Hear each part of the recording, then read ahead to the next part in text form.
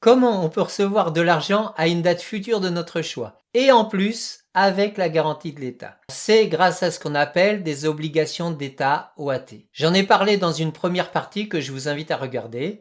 Dans cette seconde partie, je vous montre concrètement à quoi ressemble le processus d'achat d'une OAT. Alors, tous mes exemples sont via EasyBourse, qui est un courtier en ligne qui appartient 100% à la Banque Postale. Alors d'abord, il y a le nom de l'obligation qui va vous informer des flux d'argent que vous allez recevoir. Alors, je prends un exemple tout simple, l'OAT 0%, 25 février 2025. 0% indique qu'on ne touche pas d'intérêt en cours de route. Juste un unique versement final le 25 février 2025, d'où le nom de obligation in fine. L'idée est que ce versement soit plus élevé que la valeur d'achat de l'OAT. L'État va vous verser un montant appelé le nominal, et donc ça c'est une valeur connue dès l'émission de l'obligation, quand vous achetez, vous la connaissez, et le prix d'achat fluctue autour de la valeur du nominal. On l'exprime d'ailleurs en pourcentage du nominal.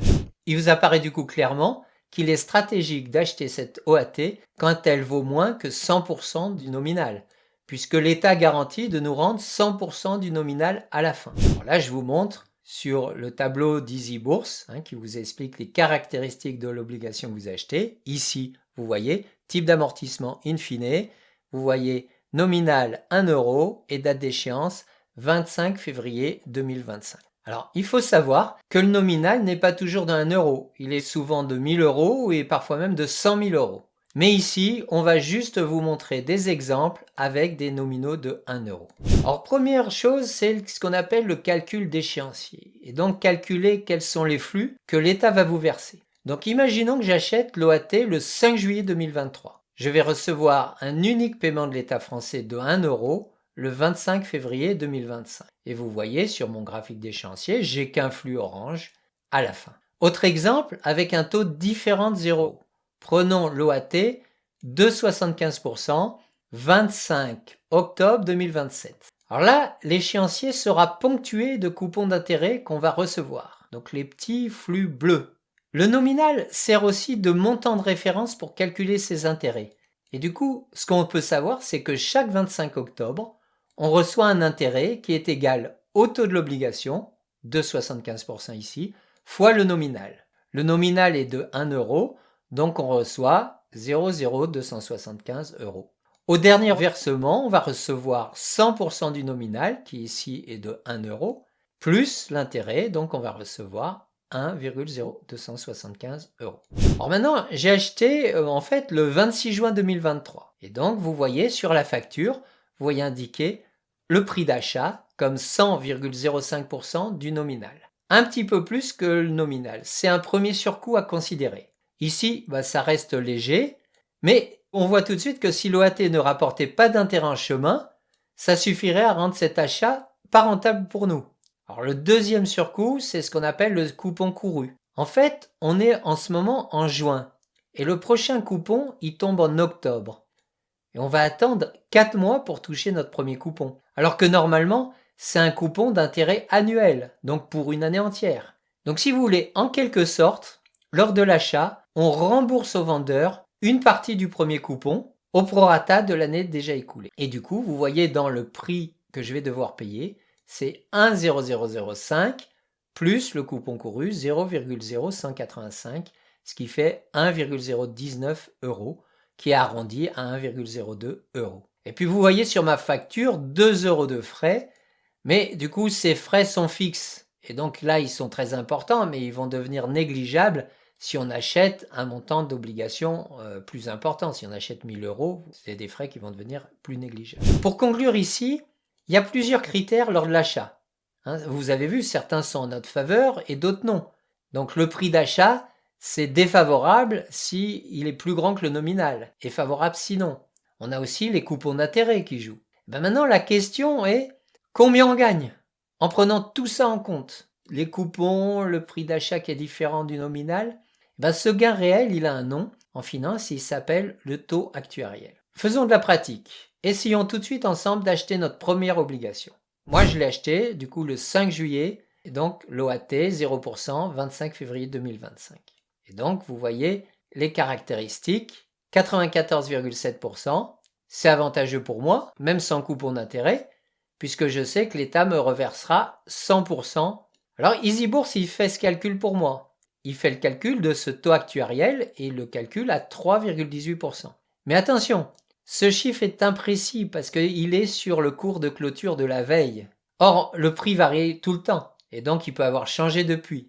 Au moment de mon achat, imaginons que le prix de marché est passé à 95,6%. Ça reste avantageux. C'est plus faible que 100%, mais ça va donner quand même un calcul de taux actuariel plus faible. Alors comment on va faire pour le calculer? Je vous donne une petite formule. C'est la fonction d'Excel qui s'appelle tri.paiement. Et celle-là, vous la trouverez dans le fichier Excel prêt à l'emploi dans la description ci-dessous. Donc on a donc maintenant une OAT avec une date d'échéance qui nous convient, un gain total qu'on a calculé puisque c'est le taux actuariel, qu'on a jugé intéressant. Mais maintenant, il faut l'acheter. Et pour l'acheter, il faut que quelqu'un la vende. Alors comparé à d'autres investissements financiers, les OAT ne sont pas toujours très actives. Elles sont ce qu'on appelle peu liquides.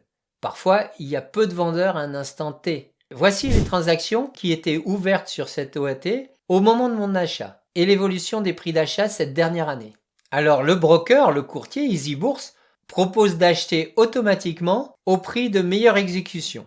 Alors ça, c'est pour les gens qui n'ont pas le temps d'éplucher ce carnet d'ordre pour savoir qui vend à quel prix, qui achète à quel prix. Et donc, c'est par exemple des boursicoteurs qui vont acheter et vendre massivement tous les jours de nombreuses fois. Et donc, pour eux, il y a une sorte de prix par défaut qui suit le marché et qui est calculé. Et du coup, il nous assure de trouver un vendeur rapidement. Mais nous, on a du temps et on ne veut pas suivre bêtement un prix qui peut varier à tout moment. Donc, on décide de passer un ordre d'achat à 95,4%.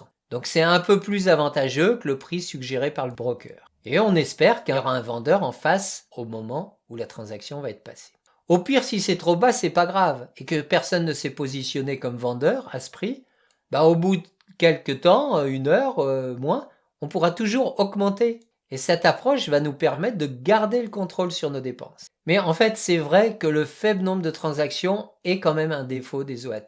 Parce que cette OAT, c'est une des plus cotées, et pourtant il n'y a pas de transaction chaque jour. Cependant, si on regarde le carnet d'ordre, ça montre qu'il y a parfois de nombreux vendeurs et acheteurs. Alors, si on analyse le carnet d'ordre au moment exact où je passe l'ordre, on s'aperçoit que je pourrais toujours l'acheter à 95,6. Parce qu'il y a 500 000 ventes à 95,6%. Et donc si je veux l'acheter à 95,6, ça va être exécuté. À moins que le vendeur en face soit parti. Mais vous voyez aussi qu'il y a des acheteurs à différents prix. Et notamment, vous avez aussi un bloc de 500 000 à 93,8. Alors, il est très probable que ces 500 000 et 500 000 de l'autre côté, ce soit ce qu'on appelle des teneurs de marché qui proposent toujours un prix d'achat et un prix de vente et qui se font une fourchette entre les deux pour faire leurs bénéfices. Alors, le carnet d'ordre a un fort impact sur les prix. D'où l'idée de choisir un prix fixé au lieu de suivre automatiquement celui du marché, qui peut fluctuer sans prévenir. Dans quelques millisecondes, les vendeurs sont partis ou vendent à d'autres prix. Bon, finalement, c'est bon. Un vendeur a proposé un prix compatible avec le mien. Et vous voyez ma facture d'achat. Vous lisez que je l'ai acheté à 95,4%. Et puis vous voyez une modalité qui est limitée. Alors qu'est-ce que ça veut dire limité? Ça indique qu'on a choisi un seuil de prix fixe pour l'achat.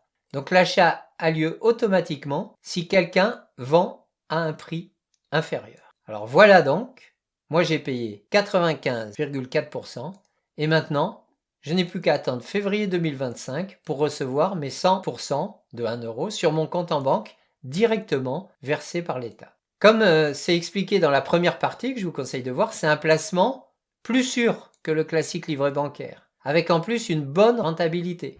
Donc dans cette vidéo, on a vu comment calculer l'argent que nous rapportera notre OAT. On a vu aussi différentes subtilités à prendre en compte lors de l'achat. Cependant, même si ce gain est garanti par l'État, les échéances sont incompressibles dans le temps. Alors, que faire si vos plans de vie changent et que vous voulez finalement récupérer votre argent avant la date de fin de votre OAT? On a une vidéo complémentaire qui va traiter de ce sujet. En attendant, si vous voulez recevoir gratuitement des conseils adaptés à votre situation, cliquez sur le lien dans la description. C'était Denis pour Éthique et Thunes, portez-vous bien.